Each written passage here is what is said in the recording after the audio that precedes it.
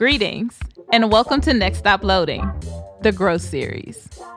I am your host, Melissa, aka Stella, overworked millennial turned freshman entrepreneur. So did things really change? Right.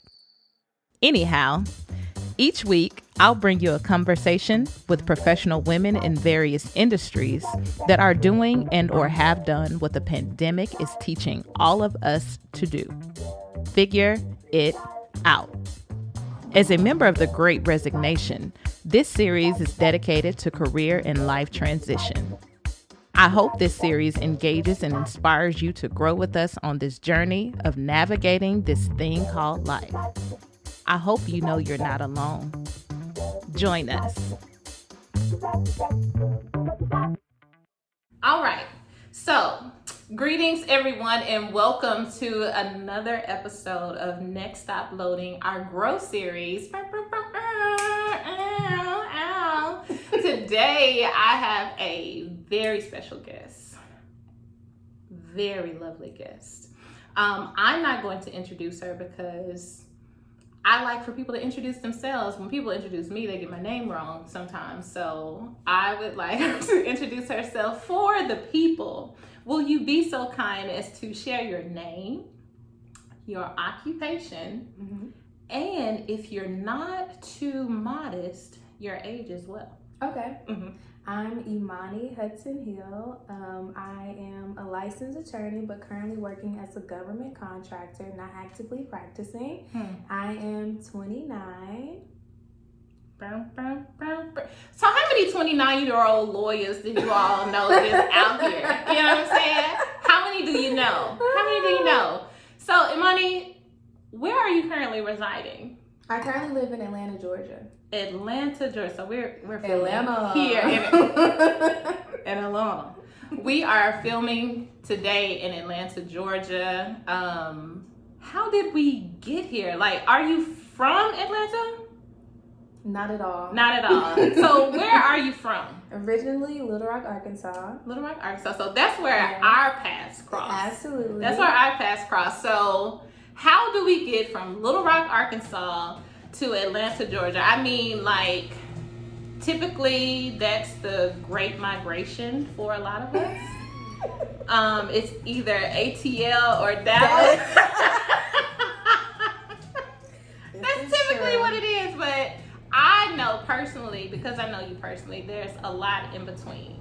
Yes. So start from the beginning. First left home. All right. So hopping back into it, the Great Migration. The Great Migration. But I feel like your path, and probably because I know personally, your path is a bit different from the Great Migration. It wasn't necessarily a direct to Atlanta from Little Rock. No. So tell us more. Okay. Well, when I was 18 and graduated from college, I left home. I went to school in upstate New York, and while there, I did my junior year abroad. So we had different programs that you could do, but it was kind of standard for people to either do a domestic exchange or some type of foreign exchange. I decided to do both. Because why not?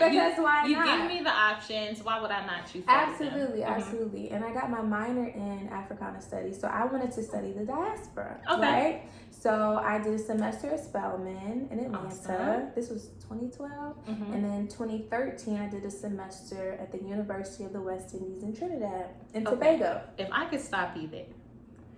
So there was a program offered at your university. What particular university is that? Or do we want to keep it that? No, it's okay. I went to Vassar College. Okay, Vassar College had a program. What is this program called? Well, the one with Spelman was just a domestic exchange program that they had with HBCUs. Oh, wow. Yeah. Okay. Okay. I think they knew. Basically. They knew. Basically, like, let us have an option for our students of color. Absolutely. Yes. Okay. Domestic exchange. Then the other opportunity so I went to Trinidad. I actually applied to a program with another university that's in the States, and I went to study in Trinidad with students from that university. That is so dope. I'm not gonna tell y'all what university I went to, but I just really feel like that option was not available. I just feel like, and I missed out. Basically, No, you didn't. I can always re-enroll. When I was in school, and I had like a really severe case of culture shock. Like being away from home for the first time. I was 18. I was learning about myself and the world and how to interact with people, and like living on the college campus with people that was pretty isolated. And I would call my mom and grandmother crying, like, "Oh, I want to come home." No. It was not an option. That's what they told you? No. They told me no on multiple occasions. And so you're good. This was my compromise. Like being able to spend my junior year away was my compromise, was something that kind of gave me, I don't know, it made my experience feel more well-rounded. And so after my junior year, I went back to New York and finished off my senior year and graduated. And then I was like, okay, I majored in political science. I was like, what do I want to do next? I've always wanted to go to law school, but I took a year off in between undergrad and law school. Take a year. Take a year. Take a break. Take several. I mean, whatever you need to do. You don't have to go straight through. Catch that word. Now, reflection is key, right? Reflecting on yourself and your life and what you want for yourself. We feel so pressured to like move, right? But sometimes a part of the movement is reflecting. Absolutely. Oh, that was a gem. Catch that one on your way home. If you didn't catch it just then, let that marinate in your I caught it after I said it, so I understand. Mean, quick with it. Quick. And I studied for the LSAT. I worked, spent time with my family, which is always important. And then decided to go to Philly for law school. So I went to Temple for law school. So I was in Philly for 3 years. Okay. Time out. I'm sorry to stop you in the middle of your story. This may happen more than once. But how did we decide on Temple? So my mom actually went to Temple for undergrad. Full circle moment. Full circle All right. All right. And before you proceed with the law school experience, you said that you went to college in upstate New York. Vassar College. I know you and I have had this conversation before, but how do you end up in upstate New York from Little Rock, Arkansas? Right. So it was just kind of one of those experiences that everything aligned. So I have an aunt first I have a cousin who graduated from Vassar. Okay. I think 2 years before I got there. Okay. And I have an aunt who was living in New York at the time, and I told her I wanted to go to New York for college, and she flew me out for a college visit. Shout out to Auntie. And shout out to Aunt. Hi, Auntie. Aunties are important. I'm an auntie. I'm an aunt to some fur babies right now. And that's fine. That is completely fine. So yeah, my aunt flew me out, and Vassar was one of the universities on the list. I saw the campus, it was beautiful, got the tour and everything. Came back to school, and the representative Vassar actually had a representative come to my high school, Little Rock Central High. I will shout them out that I didn't graduate from there. So I'm gonna let her give all the kudos to Little Rock Central High School, and I put the in front of that because I do respect it for what it is, and yes, what it is in our history. But outside of that, she didn't go there. Back to you. So we had a representative come, and it was another Black woman. Ooh. It was me, and my high school counselor was a Black woman. So we had this whole little interaction in the guidance counselor office. The representative, she actually knew my cousin because she had gone to Vassar, so they graduated in the same year. Wow. And so I was able to really get a lot of information from her. So all of those things were kind of like... It's like alignment. It was alignment. Wow. And they also had need-based financial aid, which I will say for the young people, if you do find a college or university that offers that, highly suggest. So after my mom completed FAFSA, whatever she couldn't cover, they covered. And it's called what again? Need-based. you young people that are in high school that may be listening, or you parents or aunties or whomever is listening that knows somebody that needs this information, because I was in my guidance counselor's office like that. So need-based financial aid. Need-based financial aid. It's a thing. Tap in. And I will say, shout out to my high school guidance counselor, because she was very thorough, and we still communicate to this day. Love it. We text, we chat, like, yes. And I say alignment, especially because, if I'm not mistaken, correct me if I'm wrong, Vassar is a predominantly white institution. Yes. And the representatives that you came in contact with were persons of color. Absolutely. Wow. It was meant to be. It was definitely meant to be. So yes, all of that happened on top of me getting, a great financial aid package. And my mom said, "Oh, you wanted to go to New York, so here's your opportunity." Yes. That's dope.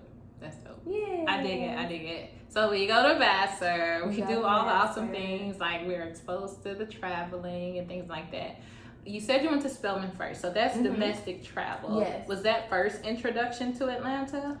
I had visited prior to, because I have some relatives here, but that was my first time living in Atlanta. And how long did you do that? I was here for 6 months. 6 months. So a semester. I was here for a semester. I came during the summer. Okay. And actually left like right after classes ended.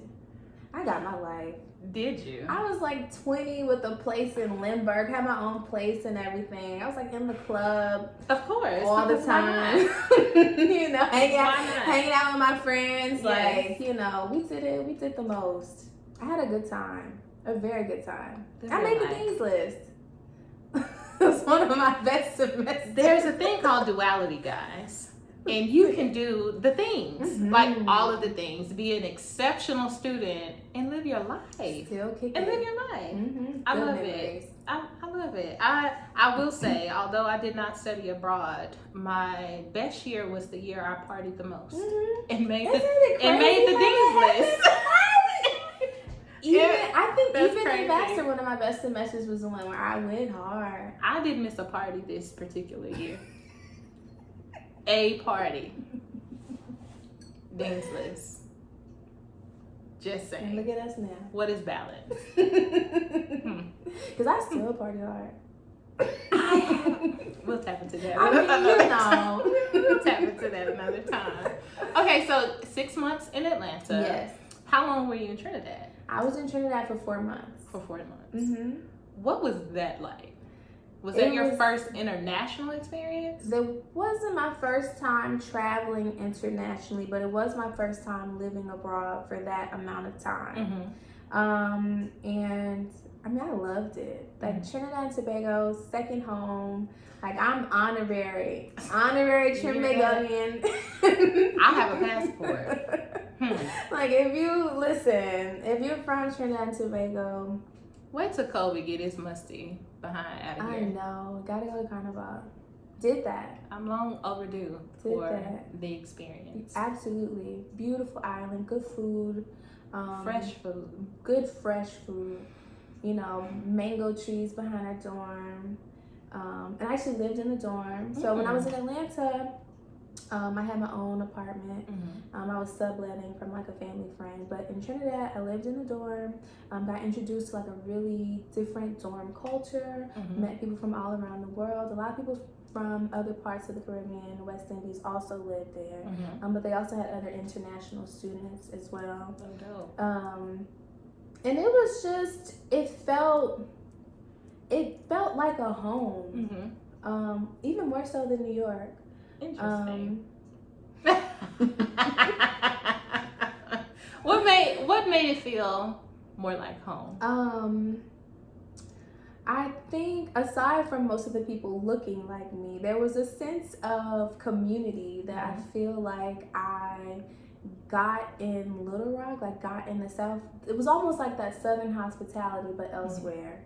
Where people would look after you. If you got sick, people would bring you medicine to your room. If you were hungry, people would feed you. Like, people looked after you. I may be wrong, but I really feel like that's a cultural thing. It is. It's like when you really tap into community, they look out. Absolutely. I could know you for 5 minutes or 5 years, but if you look like me, you look like I felt the energy, like I'm gonna look out. I'm gonna look out. So I dig that. Yeah, I really felt that. And I'm still connected to a lot of people that I met during that experience. And I've been back several times since.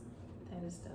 And I never have to worry about a place to stay or like what I'm gonna do or anything. Like people because you're basically a resident.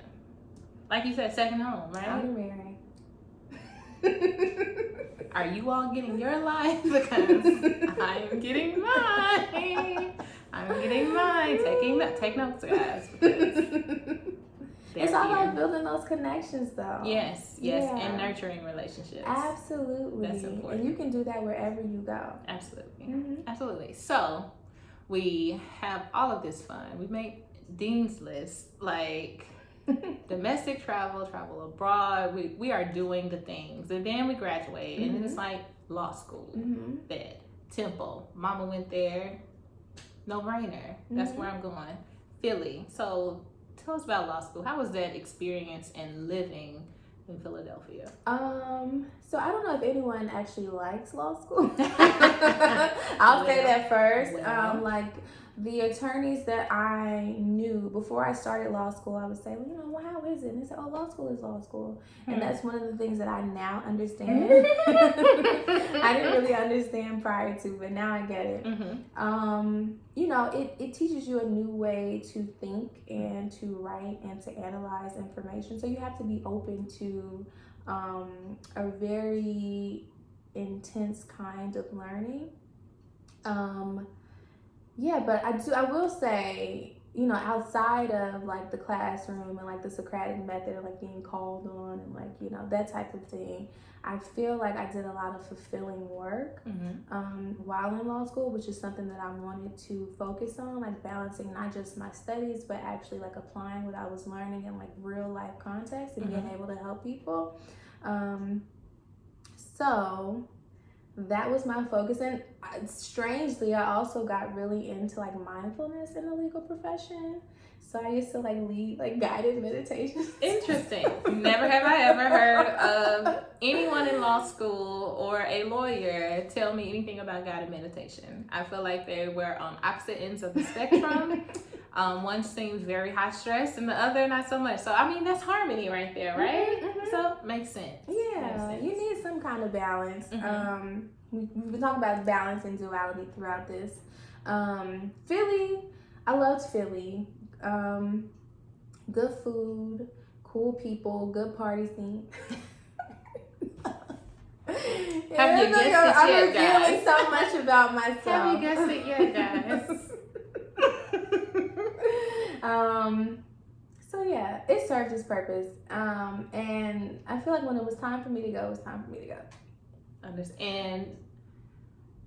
In those times of transition, because I mean, we've done some things now. We went from Little Rock to upstate New York, then to Philadelphia, and it looks like we're coming further south now that we're in Atlanta. Or is Atlanta next stop from Philly?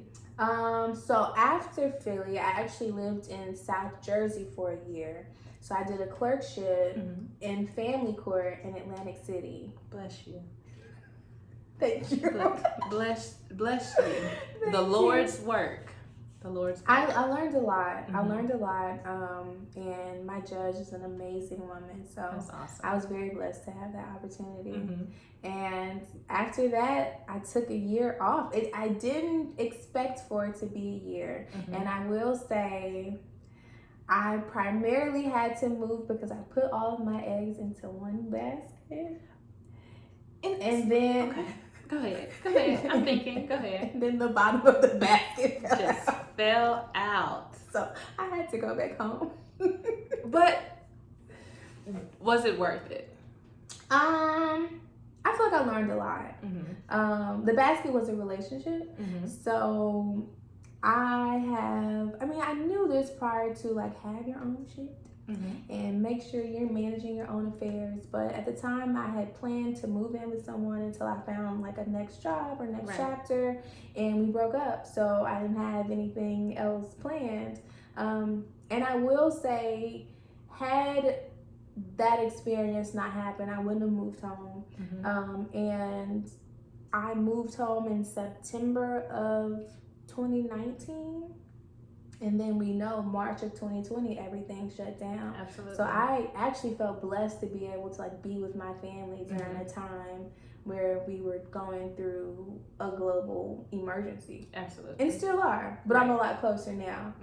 So yeah, I spent exactly a year at home. Wow. I moved in 2019, September of 2019, and my lease started in Atlanta in September of 2020. Wow. It seems like your year-long respites it's like a thing for you. It really works in your favor. Thankfully. I feel like we're so pressured to keep going and keep going, and we're not really encouraged to like get rest or clarity or anything like that. And I'm not really one who functions well when I can't sit and think and reflect on, you know, what I want to do and, you know, what kind of changes I want to see in my life and what I want for my future. Some people can do that amidst chaos, but I'm not one of those people. Understood. And it's important to know yourself, to know what works for you, right? Exactly. And I've been blessed to be able to take breaks and not be penalized for it. Amen. So if I can do it, you possibly can too. You possibly can too. You don't have to exhaust yourself. You possibly can too. Now, I'm not sure if you want to speak on this and let me know. One of the reasons that I'm doing this particular series, it's for Black women. I'm interviewing specifically Black women. And the age range is 28 through 78. And I did that because we often think that like our stories are so unique and like you're on this journey by yourself or you're experiencing this new thing. And as we know, for lack of better words, the Bible, the Bible says that nothing new is done under the sun, right? So to draw on the interconnections that we have generationally, right? So to get those stories of relocation, like for instance, you talked about what brought you home was a relationship ending, but you learned a lesson in that. What was the lesson learned? Well, for one, the lesson was the importance, like I said, of having my own shit. Amen. Always make sure you have your own place to stay, your own way to sustain yourself. That's just kind of like essential, at least for me. And so I thought that was something that I knew.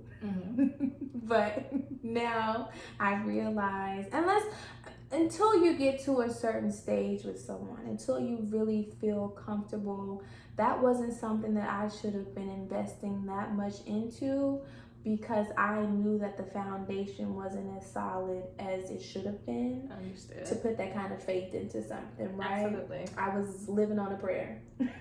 Listen, and I asked that question because as we, go deeper into the generations, we have like women that have relocated because of relationships. Right, absolutely. Because they got married. Because we're not that too far removed from history where, we didn't have certain rights or certain privileges to make our own money and navigate as independent as we can now. So sometimes it was not even like our choice to do a thing. So I think I appreciate you sharing that part of the journey.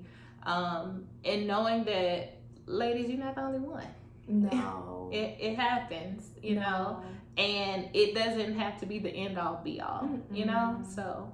Life goes on. Does. For sure. And then I went see. home and I felt so replenished by the people around my family. They were like, oh, Girl, come on. Miss one, next 15. I mean, one coming. A prophet wasn't said. So, yeah, absolutely. Sir Gucci Mane. Roderick Davis.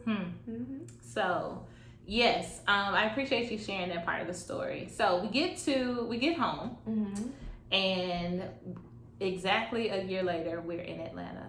How did we decide on Atlanta being the next destination? Okay, good question.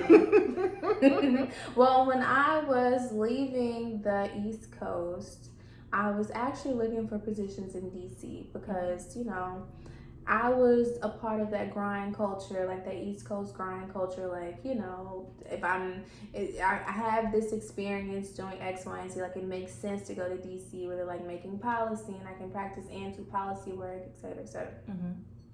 Then I came home and I said, I can't be that far away from my family. Like seeing how much they leaned on me, and going back home 10 years later and seeing how much everyone has aged, and not just seeing it for a month or two when I come home for a break, but like living with it made me realize that I needed to be able to hop in my car and get home in less than a day. It's just that it's like a feeling where I just have to be close. So I looked for positions in Atlanta, because I knew that I enjoyed Atlanta, even though it was 8 years prior. And I have a lot of friends from home, a lot of people from Little Rock are in Atlanta. I have a lot of family here, on both sides of my family, my mom and dad's sides. And it just seemed like a good compromise, I guess, like a good place to focus on my career and still have some professional and personal growth, and just kind of enjoy this space. I plan on being here for a while. Oh, we're making Atlanta I think so. I think so. I just renewed my lease up. At least another year. Absolutely. We got at least one more year. So. Absolutely, because like I said, I get home more frequently now. Traveling is a lot more convenient. Absolutely. My mom likes Atlanta, so she likes to come and spend time with me, and I'm happy that I can create that space for her. And I'm building connections with my relatives who live here, who we may not have grown up in the same city or state. So I'm able to build those connections. Like it just feels, I'm able to cultivate relationships that are very important to me while still maintaining the ones at home that are as essential and important as well. That's awesome. That is awesome. Government contractor. What does that mean? Because it sounds very, Secret Service, FBI. People still think I'm an agent. I mean, I can see that. I will not confirm nor deny. I can totally see that. I think your viewers could too. If they know you, absolutely. Well. Okay. So yeah, I work for a company, and the government essentially pays them for labor. So I'm currently doing HIPAA investigations. Interesting. Yeah, so health information privacy. Now, did you need the credentials that you have as far as you being a licensed attorney to do this particular work? So you don't have to be licensed, but you do need to have a law degree. I don't have a law degree, so therefore I should not apply. I don't know. I feel like you could finesse something. Well, I know you. We'll see. We'll see. I'll omit this out of the recording. Anyway, so is that something that you see yourself doing for an extended period of time, or what do you see for yourself? So I see myself having like a professional career. I see myself having like a professional career, like a 9 to 5 or whatever. But I also feel like I've been exploring a lot of new things. So I don't want a job that, and I'm blessed to have that now. I don't want to have a job that requires a lot.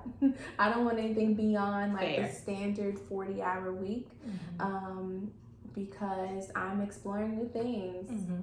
And so I don't know what that will look like. I've realized that, you know, you can have a blueprint, but kind of like trying new things and exploring new things, they kind of take a life of their own. So what are some of these new things you're exploring, if you don't mind me asking? Sure. So I am working on paintings. I know you see like random paintings in my apartment. She's always been an artist, guys. I like to paint, and I'm actually in an art curation program, and we will be having a pop-up in Miami for Art Basel in December. So extremely excited about that. An artist, a creative, if you will. It's always been so satisfying. Like, art is really like one of those things that's very therapeutic for me. I'm starting voiceover lessons soon. Can you guys tell, like, voiceover, listening to her voice, if not by now, have you been entranced? Like, I can definitely see the voiceover word like taking over. And I mean, I see the art also. We crossed paths years ago, and we were working for a government entity. And even in our staff meetings, guess what Imani would be doing? Oh, I forgot about that. I was doodling. She would be doodling. But at the end of the meeting, you have a work of art, a masterpiece. I still knew what was going on, I will say. And she had no choice but to know what was going on, because our director didn't play those kind of games. No. She would literally call you Follow out up in the middle of the meeting and ask you what she just said. So absolutely, you know, multitasker. Absolutely. It's just one of those things. Like if I'm receiving information, I also have to like do something with my hands or something. Like, I don't know. I did it throughout law school too. Like, my notes are full of doodles, and that's fine. So yeah, art, voiceover work. I do a weekly like motivation type, like mindfulness thing on Instagram, where I just talk about the things that come to mind.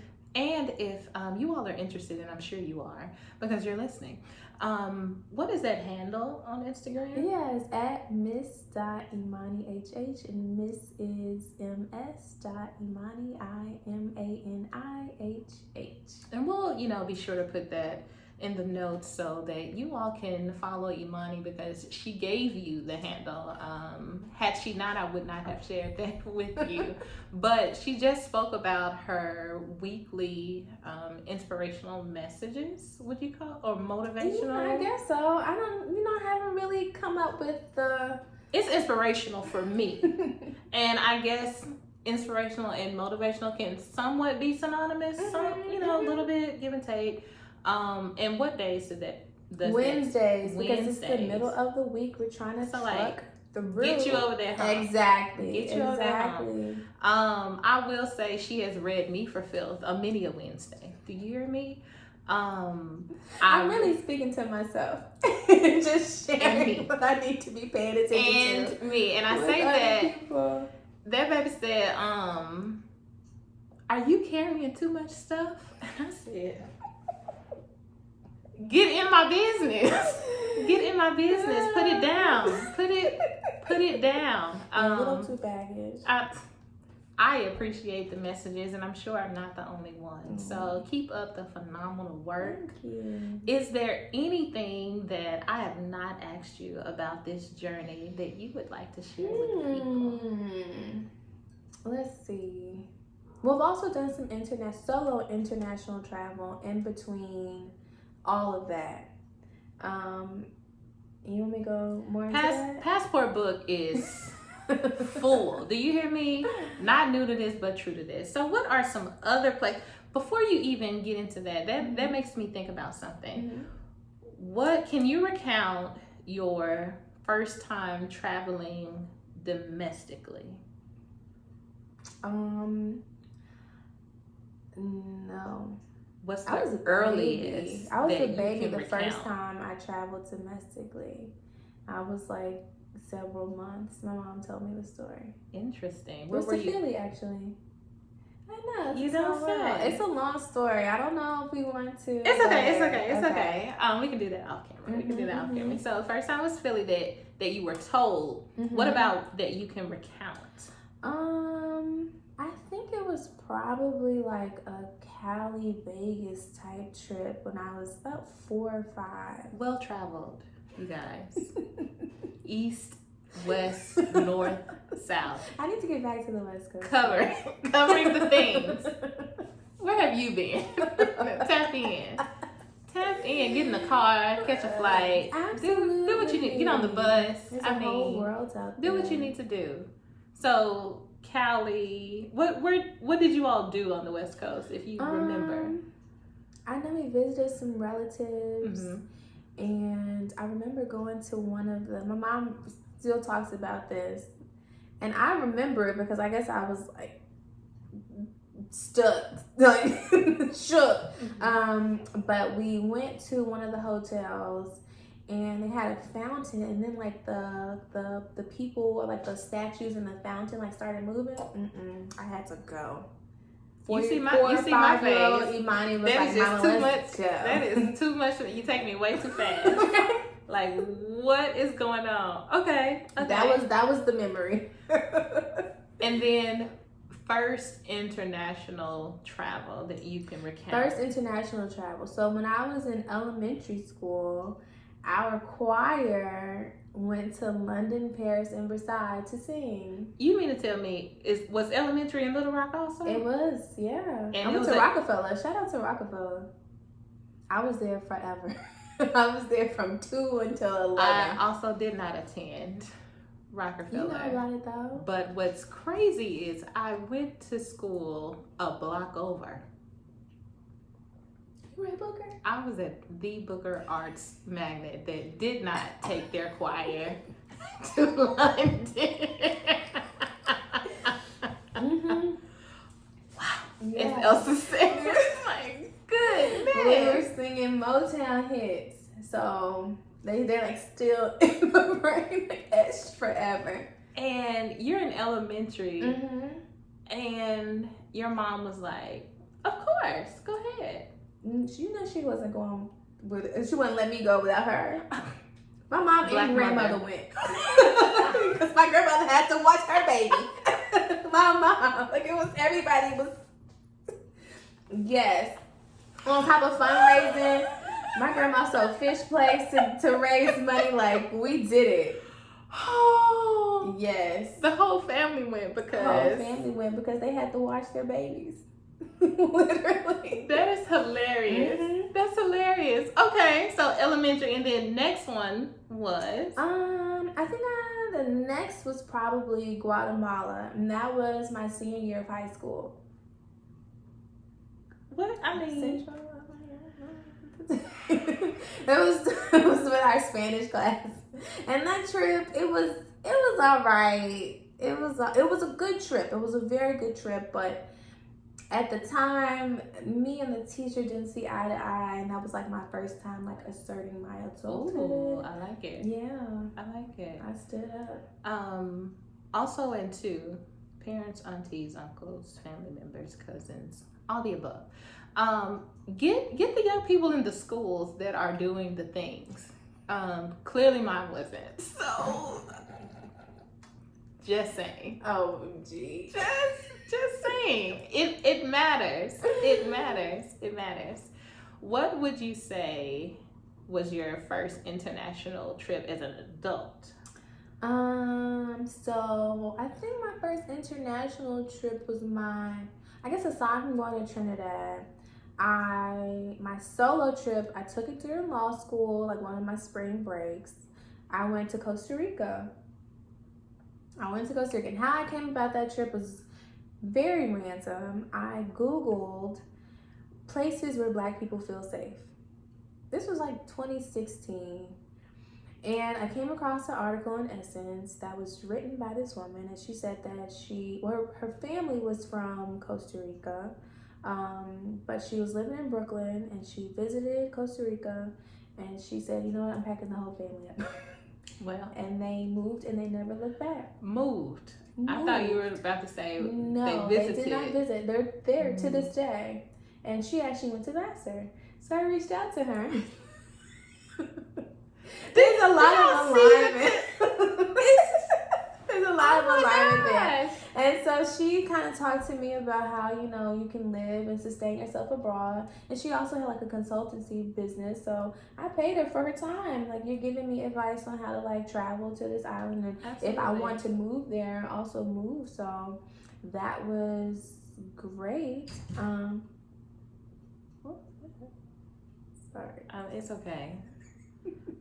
Imani has a cat. Okay, sorry guys. And the cat wants to remind Imani that she's not the only star in this residence. Absolutely. So if you hear anything in the recording, it's the cat. If she would like to be introduced, she's a whole T-Vine. Just saying. So yeah, I reached out to her. She gave me kind of like a week-long like itinerary. So I decided to go to Costa Rica, and yeah, took a solo trip, had a great time. So you guys, some of you that may know me personally or via social media and think that you know me personally, you'd like to think that I am just well-traveled, and who is putting me to shame. No. And shame is not necessarily, used as a negative connotation in this, but no. Passport book, we on to the next book. We have stamps, we collect them. And solo travel, so you searched places that Black people feel safe. Yes, I did. How safe do you feel doing solo travel, or is that a search you do prior to any of your so yeah, I definitely want to look up where I'm going. I like planning trips. That's one thing about me. I like planning itineraries, not just like international trips, but I like, if someone tells me they're going to come visit me in Atlanta for a weekend, I can have you booked and busy because I enjoy looking up new things to do, looking up restaurants, looking up reviews, looking up Instagram pictures. Like, it's very thorough. It's very satisfying. So that's what I do when I go somewhere new. I want to see, who's gone, what were their experiences like. See if I can talk to people if possible, reach out to my friends, see if they've ever been there, see if they have any itineraries or something like that. So yeah, that's... What about in regards to safety? Do you, as a woman and then a Black woman on top of that, have you ever feared for your safety while traveling? Thankfully, no. Thankfully, I have not. When I went to Costa Rica, and that's another story, we can discuss that off camera as well. But I have been so blessed. I've been so blessed. People just kind of seem to take me under. Like, people really want to help me and look after me. So in Costa Rica, I wound up like communing with the family of the people who owned the home. And the circumstances were kind of sad. But instead of like kicking me out of the home when something tragic happens with their family, they allowed me to stay and, celebrate with them and, made sure that I got to my flight, like really just kept me fed, like community, literally community. Wow. And the same, so I took a solo trip to Bali after I took the bar exam because I needed a little release. Yeah, I needed a little release. And though I feel like 2 weeks is a little bit long to spend solo in Bali, I wouldn't recommend, I would suggest having someone there with you. But you want to do, a week or longer because you have to adjust to the time difference. You have to take, 24 hours to get there. Like, you want to be able to actually enjoy yourself. But I was, once again, very blessed to meet people who wanted to look after me. And I'm still connected with the people that I met over there. And I have my Bali mama. We're still Facebook friends. Like, we still communicate with each other. So thankfully, I haven't been in a space where I feared for my safety because I've been blessed in protected. I love it. I love it. I will say, whether you're abroad or you're at home, you have to have a sense of awareness of your surroundings. You have to watch the people. You have to listen to your intuition. Now that's the key.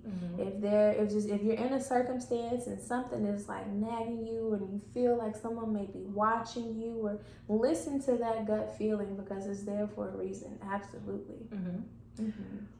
What would you say inspired you to leave Little Rock?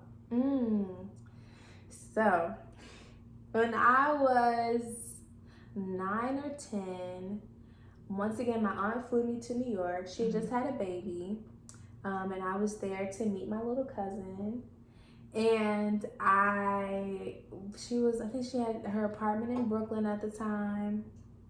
And I went to New York and I saw all these different places to eat and shop and go. And I went back to Little Rock and I said, I'm leaving here when I can. Like, I'm going to New York. And my mom and grandma were like, okay, you know. Oh, sure, all right. Right, exactly. And so it was literally something that was stuck in my mind. Yeah. Awesome. So what would you say, or how would you encourage the person that may be 29, never left home, would like to leave home, not sure what to do, maybe, safety may be a thing for them. What would you say to them? Okay. I would say, first, look at your network. Do you know anyone who has left home? Do you know someone who knows someone who left home? Can you reach out to some of your relatives or something like that, just so you can get the scoop about where you intend to go? Next, I feel like wherever you go, as long as you have a place or somehow, some way to pay your bills and a place to sleep, you can make it happen. You can figure it out. Like, those are the basics. Absolutely. And it gives you so much peace of mind to know that, whatever is happening around me, if I'm not satisfied with where I am, I can still come to a place and collect my thoughts and get myself together. Absolutely. Would you ever return to Little Rock?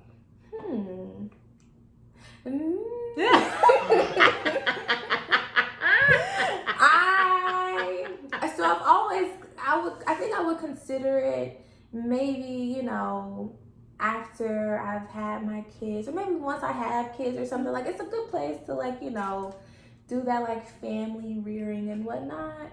But I'm moving. I'm constantly on the go. And I like variety. And I sometimes don't feel like I can get that variety at home.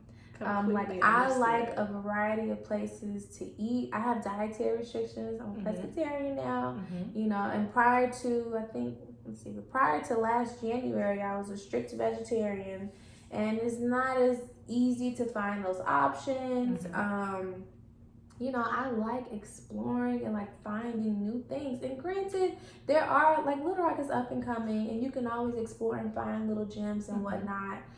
But I feel like I've just grown so accustomed to like a larger city and kind of like the pace and the options that larger cities present, that I'm not sure. If I lived there and I traveled often, I could do it. But the way flights are set up at a They're so expensive. But I will say, recently there has been a direct flight to DC. Really? Implemented from Little Rock. Just want to drop that little nugget for the people. If you're trying to get to DC and you're in Little Rock. More specifically for you, who said that you were looking to an option. I'm good right now. Well, let's forget about it.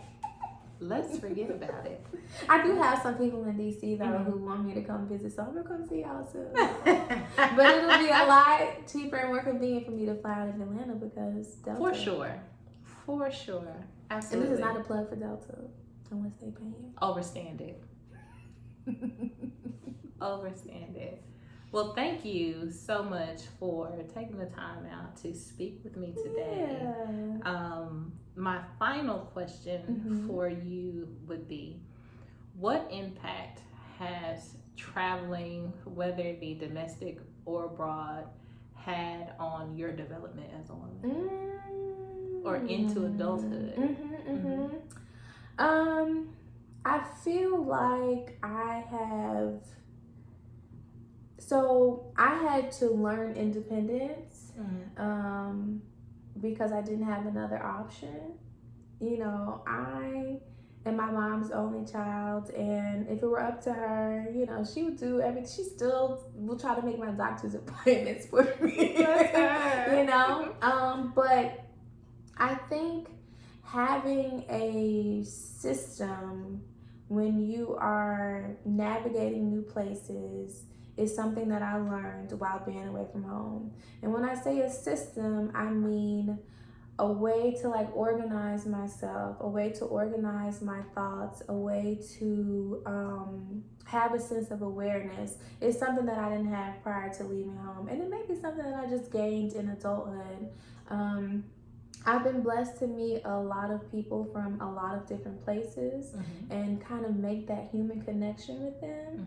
I think prior to leaving home, you know, I rather felt like my situation was so unique, and then I was able to connect with people who never even knew where Little Rock was.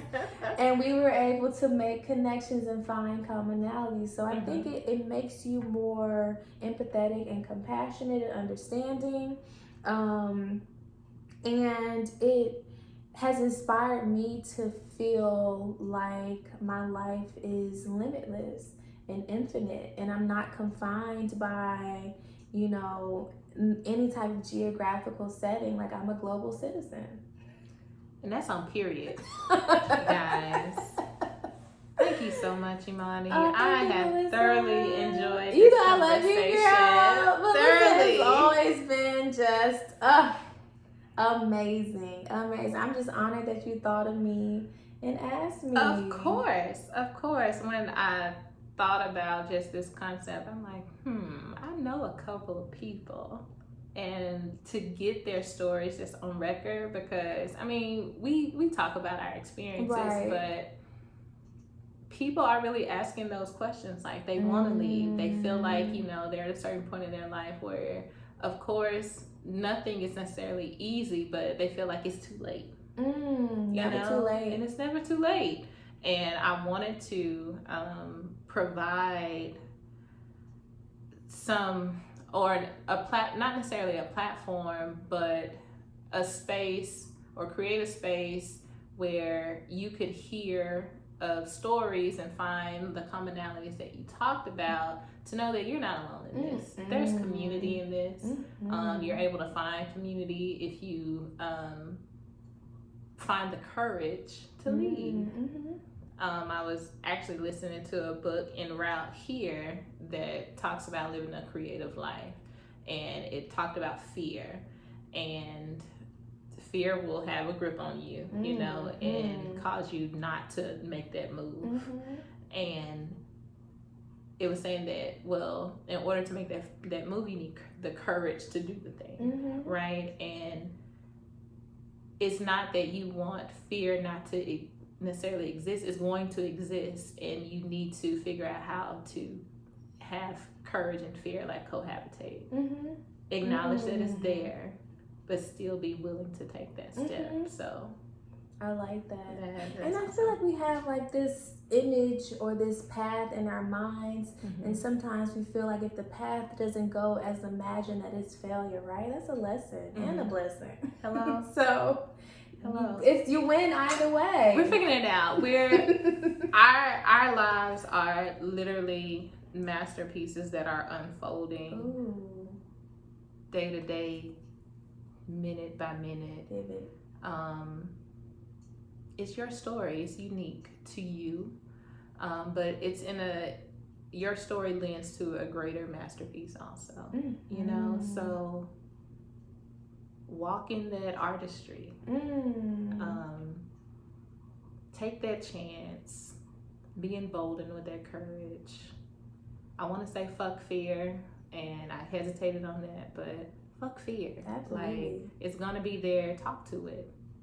Fear, I know you're here. I know you're present, and I know you came to do what you're supposed to do.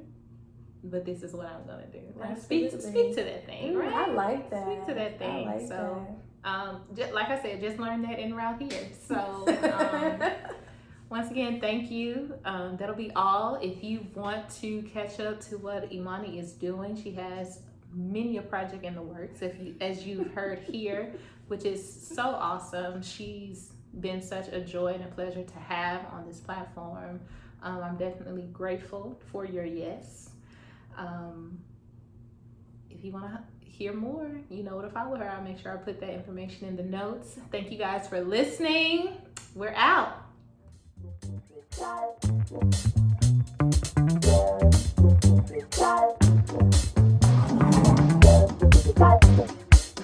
Bye.